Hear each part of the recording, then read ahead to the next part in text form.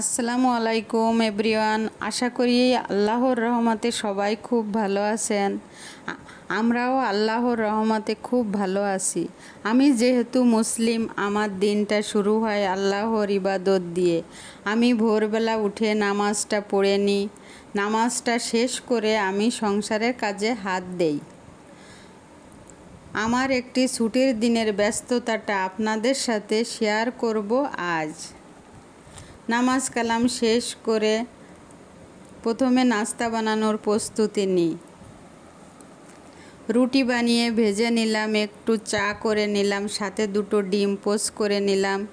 আগের দিনের রান্না কিছু গরুর মাংস ফ্রিজে ছিল, সেটা ওভেনে গরম করে নিলাম।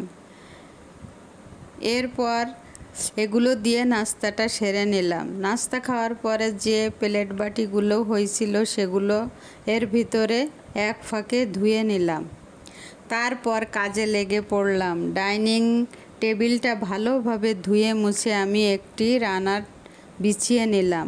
আমার 3টা বেডরুম, রুমের ফার্নিচারগুলো মুছে নিলাম। ইতিমধ্যে ভালোভাবে রুমগুলো ক্লিন করলাম, ঝাড়ু টাড়ু দিয়ে পরিষ্কার করে নিলাম।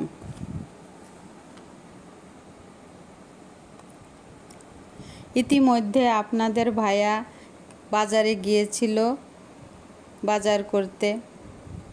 ইলিশ মাছ নাকি কম দাম হয়েছে, তার জন্য সে বেশি করে মাছ কিনে নিয়ে আসছে, কিছু মাছ রেখে দেওয়ার জন্য।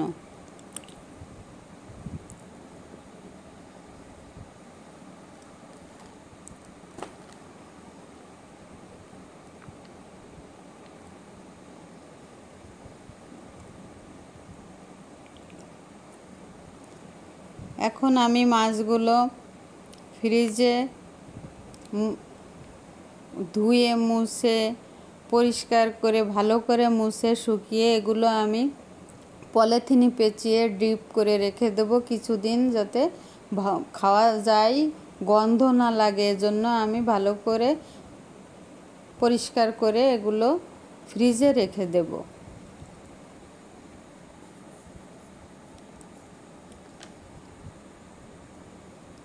এবার দুপুরের রান্না বান্নার প্রস্তুতি নিতে হবে। আমি আজ দুপুরে রান্না করব খাসির মাংস।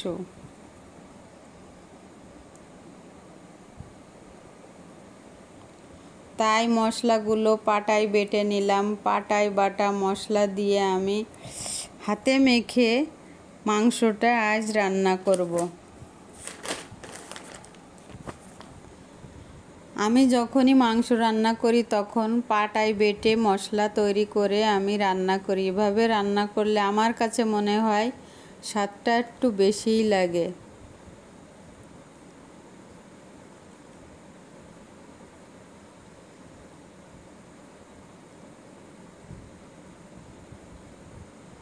এরকম ব্যস্ততা আমরা যারা হাউসওয়াইফ তাদের কম বেশি ব্যস্ততা সবারই থাকে, তারপরও আমি এটা আপনাদের সাথে শেয়ার করলাম। আমার মাংসটা রান্না হয়ে গেছে।